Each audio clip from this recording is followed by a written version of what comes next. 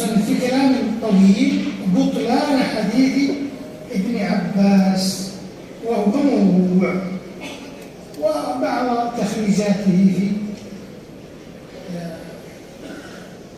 ما يراه بعض أهل العلم، وهو لا يفيدنا كثيرا، وهو من السرد في السير الذي يكفي فيه ما لخصته لكم.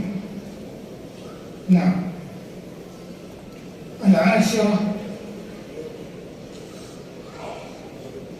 ثم تزوج صفية بنت حيي صفية بنت حيي بن أخطب سيد بني النضير، تزوج يهودية،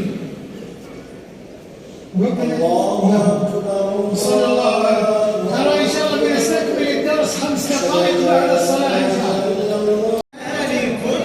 وأنا زوجني الله من فوق 7 سماوات، خرجه البخاري في الصحيح من حديث أنس بن مالك رضي الله تعالى عنه قال: نزلت آية الحجاب في زينب بنت جحش وأطعم عليها يومئذ خبزا ولحما، وكانت تفتخر على نساء النبي صلى الله عليه وسلم، وكانت تقول: إن الله أنكحني في السماء.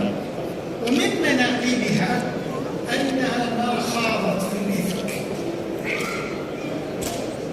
لما سألها النبي صلى الله عليه وسلم عن عائشة قالت: يا رسول الله، والله ما سمعت وما رأيت، ولكني أحمي سمعي وبصري، والله ما علمت عنها إلا خيرا.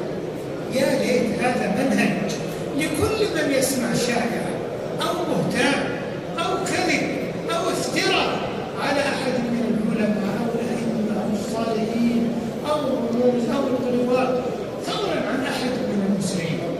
شفت القاعدة؟ والله ما علمت وما سمعت وما رأيت وما علمت عنه إلا خير. فعائشة لم تنسى هذا المعروف